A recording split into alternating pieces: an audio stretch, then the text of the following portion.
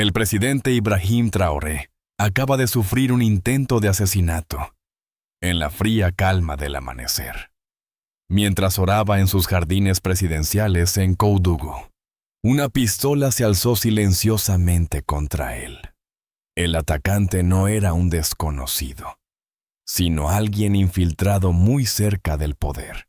Pero lo que parecía un simple acto criminal pronto revelará una red oscura de traiciones, amenazas externas y secretos capaces de cambiar el destino de África para siempre. La mañana aún no había roto del todo sobre los jardines presidenciales de Koudougou. El aire frío acariciaba los árboles, cargado con el aroma húmedo de la hierba recién cortada. Ibrahim Traoré, presidente del país, se encontraba arrodillado en oración, como cada amanecer. Sus ojos estaban cerrados, su rostro sereno, pero su mente nunca descansaba. A pocos metros, un hombre vestido de jardinero se movía lentamente. Su mano derecha sujetaba con firmeza una pistola oculta bajo un trapo de limpieza. La tranquilidad del jardín contrastaba con la tensión invisible entre ambos hombres. El atacante se acercó por detrás, cada paso calculado al milímetro. Alzó lentamente la pistola hacia la cabeza del presidente. Un leve temblor recorrió su mano cuando el dedo rozó el gatillo. Traoré, aún de espaldas, abrió ligeramente los ojos. No había sorpresa en él, solo calma y determinación. Entonces pronunció en voz baja, casi un susurro: «Las rosas no florecen en junio». Aquella frase fue suficiente. El atacante quedó paralizado por una fracción de segundo, lo suficiente para que el presidente girara con rapidez, atrapara su muñeca y lo desarmara en un movimiento certero. En ese instante, ambos hombres comprendieron que aquella batalla era mucho más profunda de lo que parecía a simple vista. El silencio volvió rápidamente al jardín presidencial, roto solo por la respiración entrecortada del atacante inmovilizado sobre el césped húmedo. Ibrahim Traoré lo mantenía firme en el suelo con una fuerza que contrastaba notablemente con la serenidad en su rostro. Varios guardias se acercaron corriendo, sus pasos resonando como ecos lejanos entre los senderos empedrados. Traoré levantó la mano, indicándoles con calma que mantuvieran distancia. Su mirada era penetrante, revelando una mezcla de dolor y determinación. Durante unos segundos, el presidente observó al intruso sin decir palabra. No era ira lo que reflejaba su expresión, sino una profunda decepción. Sabía que aquella pistola era solo la punta visible de un iceberg oculto, una red más compleja de traiciones y mentiras esperando salir a la luz. Mientras tanto, la única pregunta que resonaba en su mente era más intensa que nunca. ¿Quién había permitido esto desde dentro? Esa duda, amarga y punzante, se aferró en el corazón de Traoré. Miró hacia el cielo nublado, sintiendo el peso invisible de una batalla que apenas comenzaba. En la pantalla apareció lentamente un mensaje sencillo pero contundente 72 horas antes. 3 días atrás. La mañana comenzó tranquila en el Palacio Presidencial. Los corredores estaban llenos del habitual murmullo del trabajo diario. Ibrahim Traoré se encontraba en su despacho revisando informes, absorto en la rutina precisa y disciplinada que lo caracterizaba. Sin embargo, aquel día algo diferente llamó su atención. Un guardia joven y confiable, Hassan, asignado al primer turno, no había llegado. No era propio de él ausentarse sin previo aviso. Con una ligera inquietud, Traoré intentó comunicarse con su jefe de seguridad. Tampoco él tenía noticias claras sobre el paradero del guardia, mientras aún intentaba procesar aquel extraño hecho.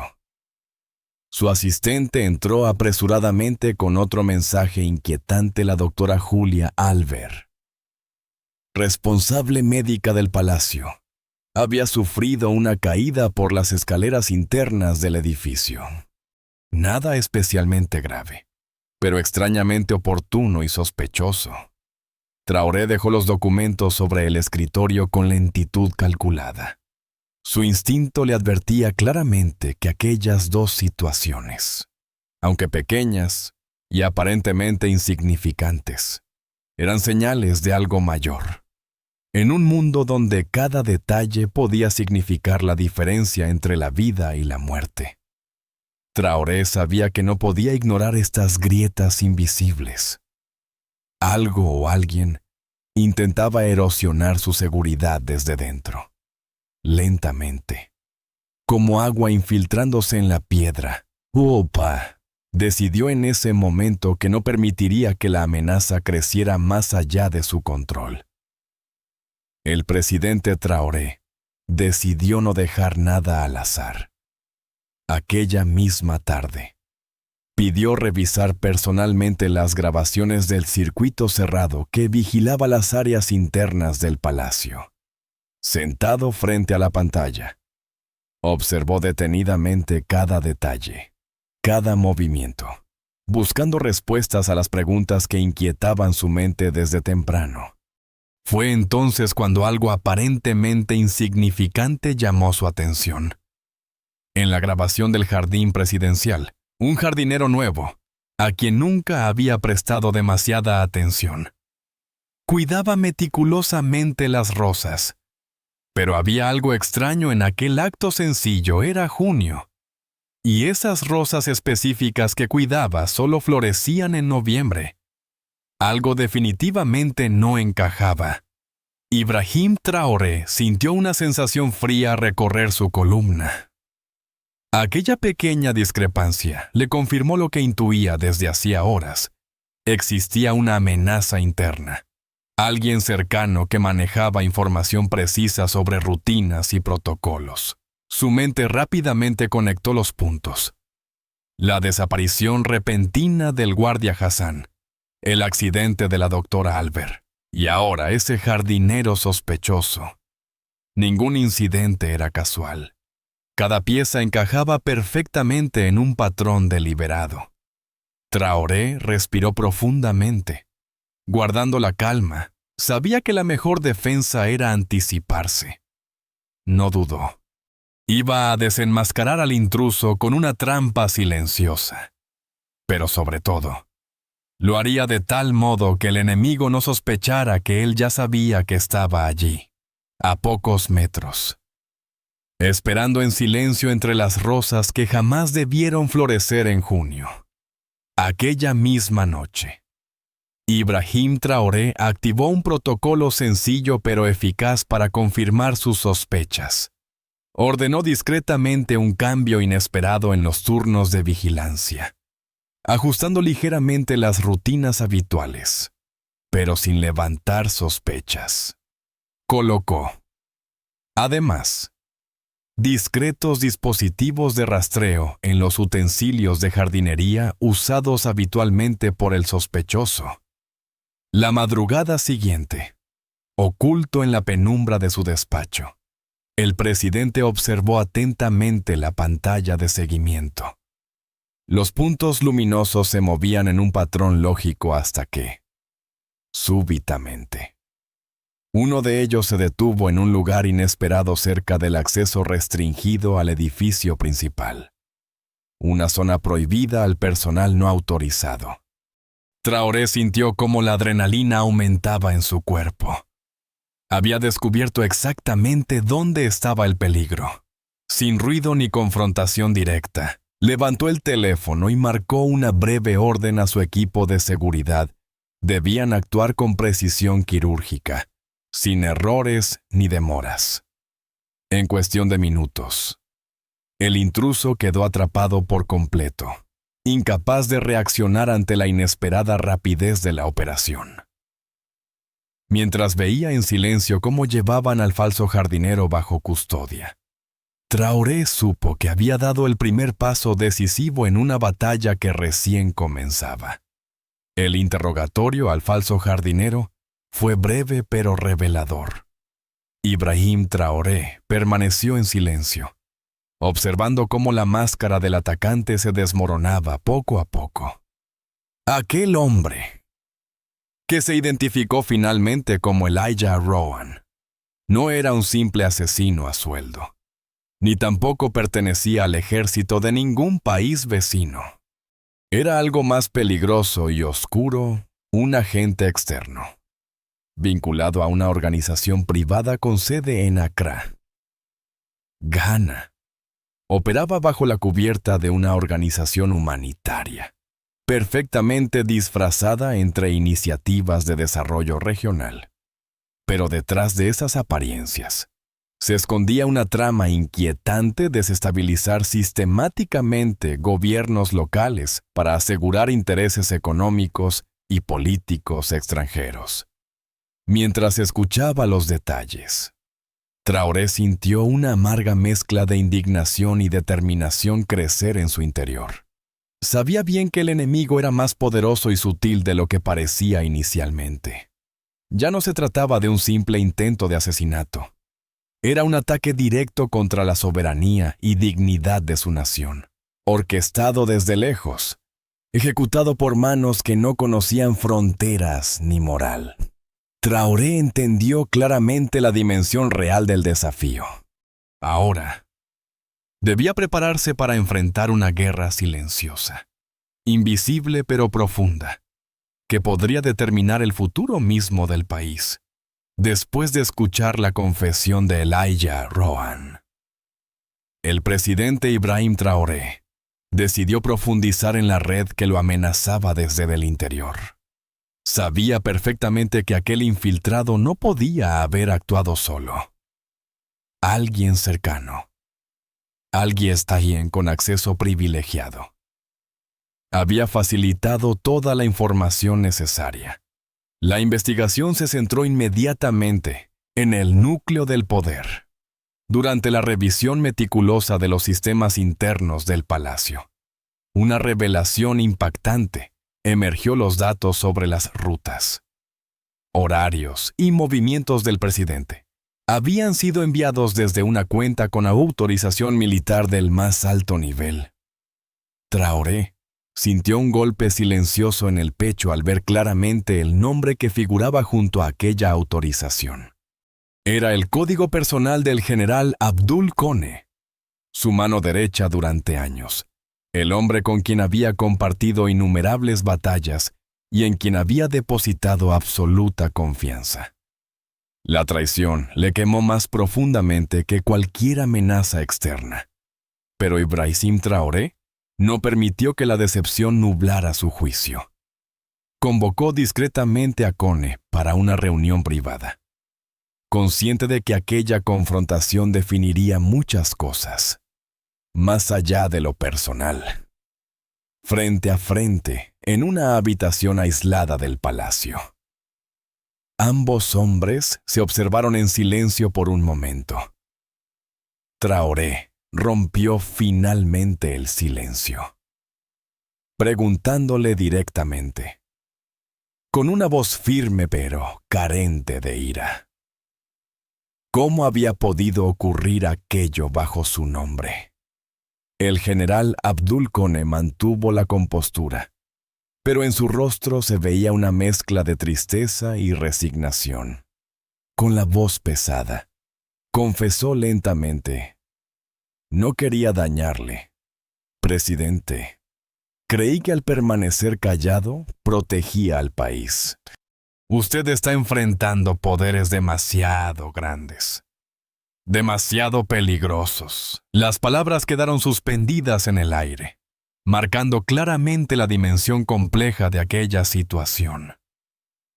Ibrahim Traoré Comprendió entonces que la verdadera batalla apenas comenzaba y que los enemigos más peligrosos no siempre eran los evidentes. La habitación permaneció en silencio. Ibrahim Traoré observaba al general Abdul Kone con la mirada fija y penetrante, intentando descifrar si detrás de aquellas palabras había arrepentimiento auténtico o simplemente excusas convenientes. Durante años, había confiado plenamente en Kone. Lo consideraba más que un aliado. Era un amigo, un hermano de armas con quien había enfrentado riesgos y tomado decisiones difíciles. Pero ahora, esa imagen se había quebrado irremediablemente, con una voz serena pero cargada de gravedad. El presidente finalmente habló. El silencio no protege a nadie. Abdul. El silencio solo favorece a quienes nos quieren débiles y divididos. Kone bajó la mirada, consciente de la verdad de esas palabras. Sus manos temblaban ligeramente, mostrando la lucha interna que se desarrollaba en su interior. Tuve miedo. Ibrahim respondió con dificultad, usando deliberadamente su nombre de pila. Miedo de que tu valentía, tu determinación, llevara al país a un conflicto mucho mayor. Ellos no toleran desafíos. Pensé que callando podría salvar lo que amamos. Traoré entendió perfectamente a qué se refería con ellos. Eran fuerzas externas, invisibles, con intereses que iban más allá de fronteras y soberanías. Pero para él, ceder ante esos poderes no era protección, sino rendición. Respiró profundamente, consciente del peso que llevaban sus siguientes palabras. Abdul, te daré una oportunidad. Puedes elegir seguir callando y enfrentar las consecuencias públicamente, o puedes ayudarme a destapar por completo esta red. Debes decidir qué tipo de lealtad quieres demostrar hacia tu miedo o hacia tu país. El general levantó lentamente los ojos hacia el presidente. En ese instante, Ibrahim supo que, más allá del dolor y la traición, había ganado algo esencial. Había recordado a Kone lo que significaba realmente la palabra lealtad. Tras aquella dolorosa confrontación, Ibrahim Traoré intensificó discretamente la vigilancia sobre todas las comunicaciones internas del palacio presidencial.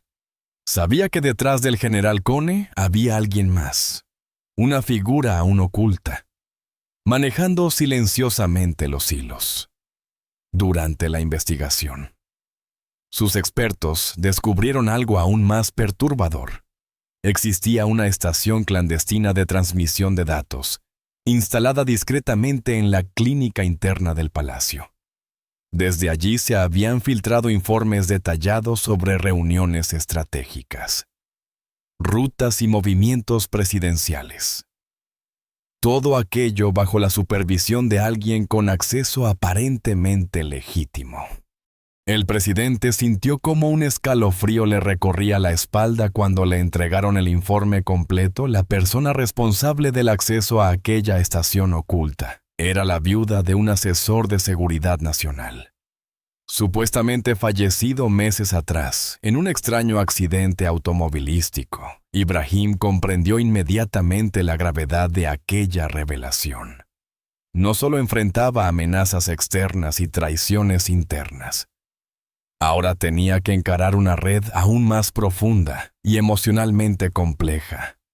La muerte de aquel asesor, que parecía una tragedia aislada, ahora mostraba indicios claros de algo mucho más oscuro y peligroso.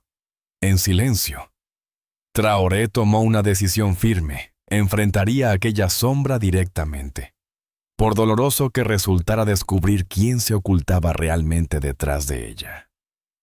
La viuda del asesor de seguridad, Adama Kofi, fue conducida discretamente ante Ibrahim Traoré.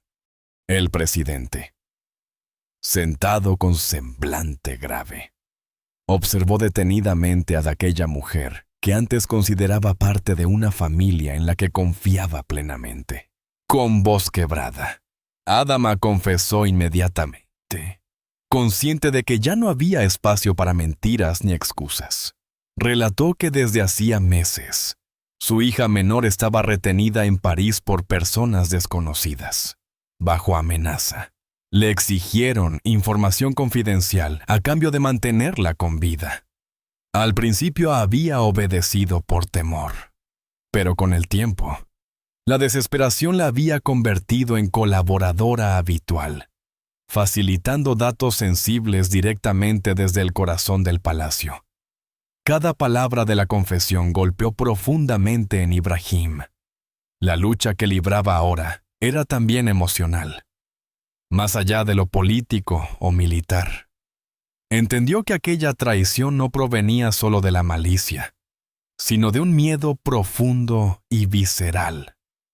Sin embargo, Traoré no permitió que su empatía borrara la gravedad de la situación. Comprendía el dolor de una madre, pero también sabía que cada filtración había puesto en riesgo a millones de ciudadanos. Aún así, no sentía rencor hacia ella, solo tristeza y determinación renovada para desenredar aquella compleja telaraña.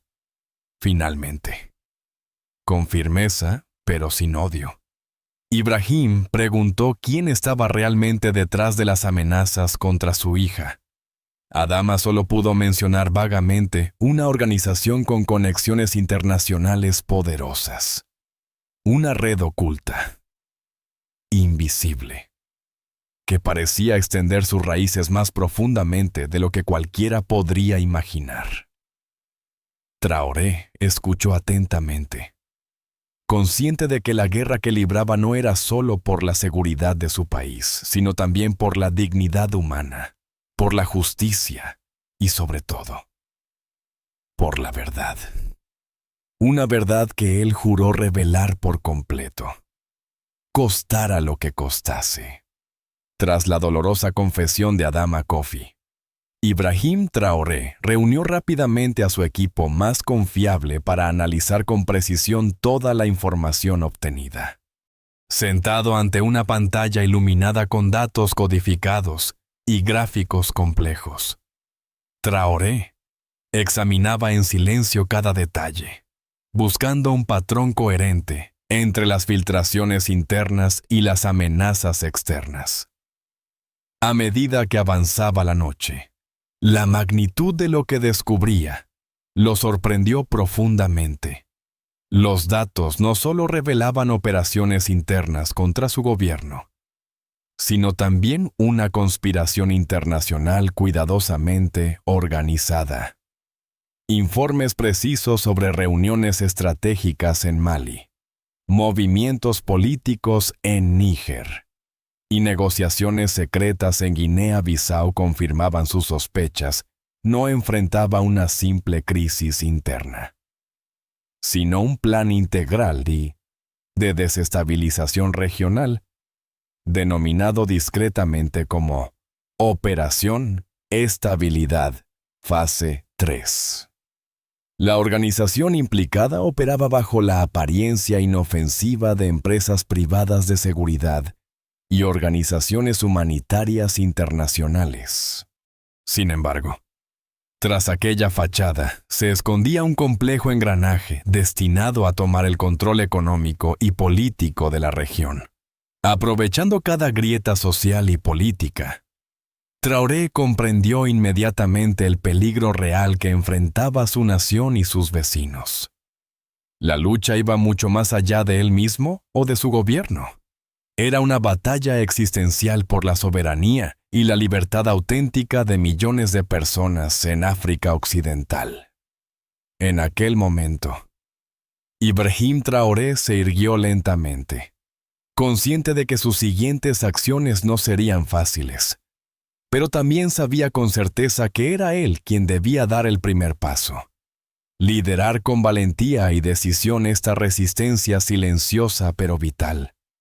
Su misión estaba clara: exponer esta red internacional, defender la dignidad de su pueblo y asegurar que la justicia prevaleciera sobre cualquier amenaza, por más poderosa y oculta que fuera. Consciente de la magnitud del desafío revelado, Ibrahim Traoré supo que debía actuar rápido. Aquella misma noche organizó discretamente un encuentro clave con dos líderes militares aliados, el general Musa Diarra de Mali y el coronel Amadou Méndez de Guinea-Bissau. El lugar elegido fue una región remota conocida como el Triángulo Ken, un punto estratégico entre fronteras cubierto por vegetación densa, ideal para mantener en secreto aquella reunión decisiva, bajo un cielo despejado y frío. Los vehículos oficiales llegaron con discreción absoluta, sin ceremonias ni protocolos innecesarios. Los tres hombres se reunieron en una sencilla carpa iluminada tenuemente. Las miradas intercambiadas eran serias, conscientes de la trascendencia histórica del momento. Traoré expuso con claridad la gravedad de la conspiración descubierta, una operación internacional bautizada como Estabilidad, Fase 3, diseñada meticulosamente para socavar la soberanía de toda la región. Diarra y Méndez escucharon en silencio absoluto, impresionados por la precisión y el alcance de aquella trama. Los tres comprendieron inmediatamente que no podían enfrentar esta amenaza aisladamente. Traoré habló con autoridad firme pero sin arrogancia, subrayando que la única vía posible era la cooperación estrecha y coordinada entre sus fuerzas armadas. Tras una breve pausa reflexiva, Diarra afirmó con convicción absoluta que Mali estaba dispuesto a respaldar cualquier acción conjunta. Méndez confirmó también su compromiso, asegurando que Guinea-Bissau no dudaría en sumarse a aquella operación decisiva. En aquella noche silenciosa, bajo las estrellas, nació una alianza discreta pero poderosa. Ibrahim Traoré sabía perfectamente que aquella reunión marcaría un punto de inflexión. Ahora tenían claridad sobre el enemigo y estaban listos para actuar juntos, decididos a defender la dignidad y el futuro libre de sus pueblos. Tras sellar aquella alianza secreta, Ibrahim Traoré regresó rápidamente al Palacio Presidencial para activar una operación que marcaría un punto de inflexión en la lucha contra la conspiración internacional. Aquella misión, bautizada como Operación Dignidad, buscaba desarticular con precisión quirúrgica la compleja red que amenazaba la estabilidad y la soberanía de África Occidental. La operación se puso en marcha al amanecer.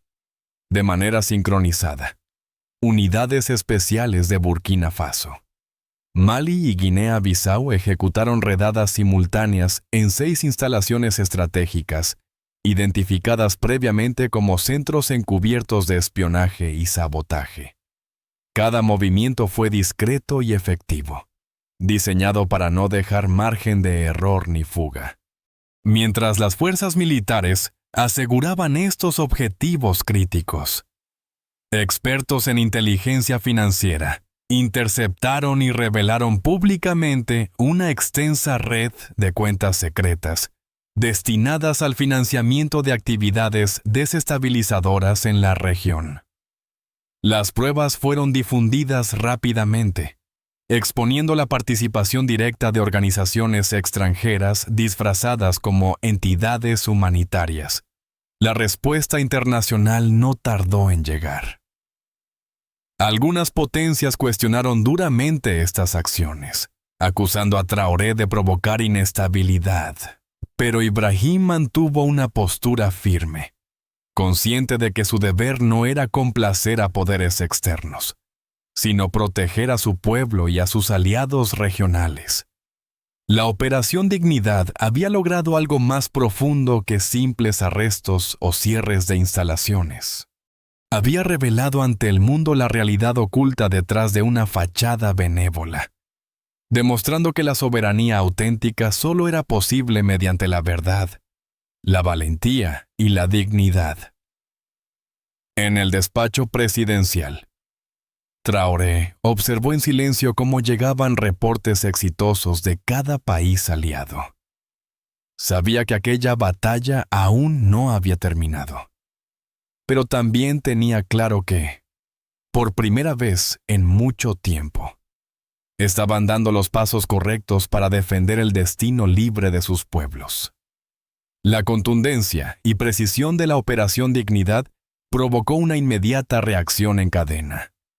Varios gobiernos africanos comenzaron a cuestionar públicamente la legitimidad de los contratos firmados con empresas extranjeras que operaban bajo la fachada de ayuda humanitaria o seguridad privada. Algunos países incluso anunciaron la suspensión inmediata de tales acuerdos, inspirados por la firmeza de Ibrahim Traoré. Sin embargo, la prensa internacional no tardó en reaccionar.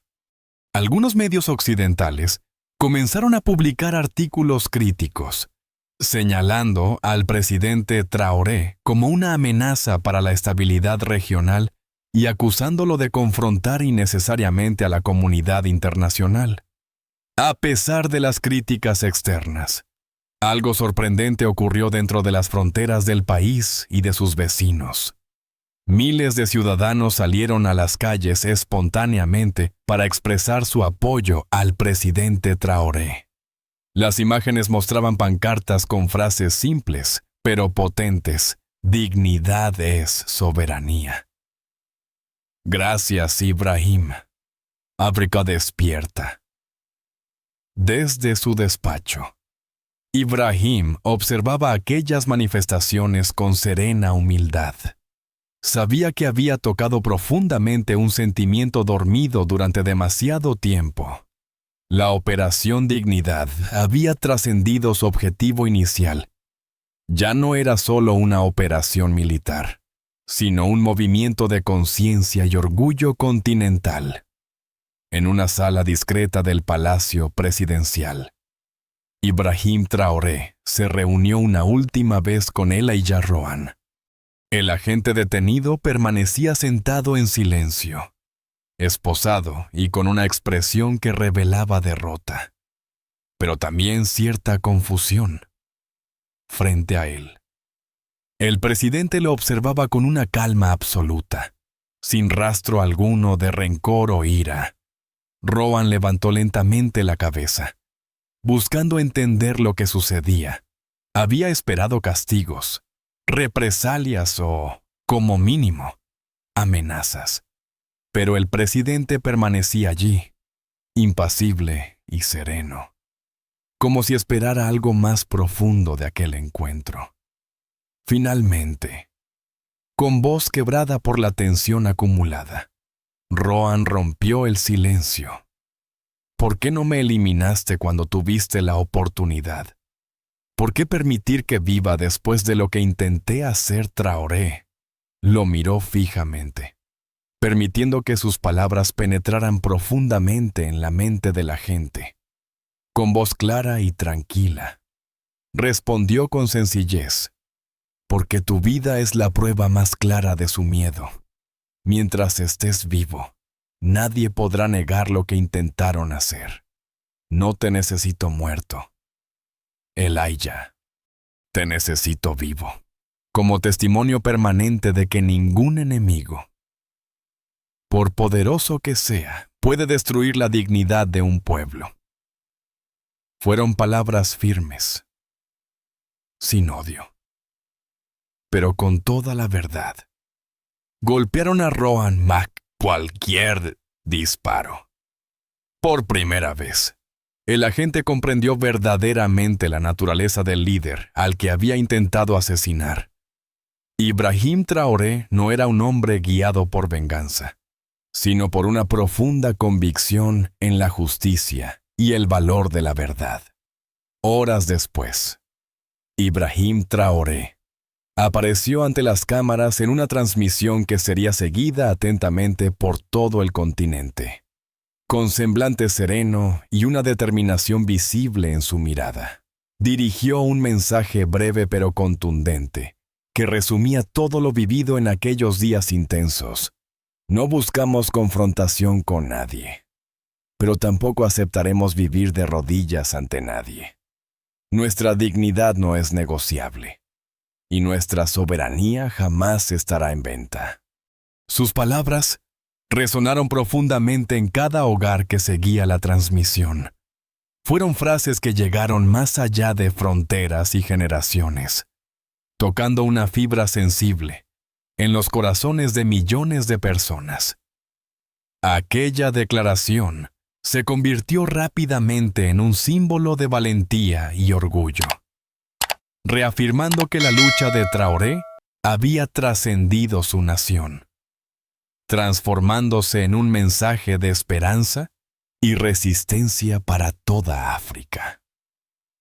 En una oficina silenciosa y sombría en Europa, un alto funcionario extranjero colgó lentamente el teléfono después de escuchar el mensaje transmitido por Traoré, con evidente frustración en su rostro. Se volvió hacia un asistente y susurró con frialdad: «Sobrevivió. La operación ha fracasado. Cancelen todo de inmediato. Activen el plan alternativo». Sus palabras quedaron suspendidas en el aire, revelando que, aunque aquella batalla había terminado, la guerra silenciosa por el futuro del continente aún continuaba. Ibrahim Traoré había ganado una lucha crucial, pero sabía que debía mantenerse alerta, preparado para las batallas que vendrían. Gracias a todos por ver este video. Por favor, deja un comentario y cuéntame qué piensas sobre esta historia. No olvides darle like y suscribirte para ver más contenido increíble en mi canal.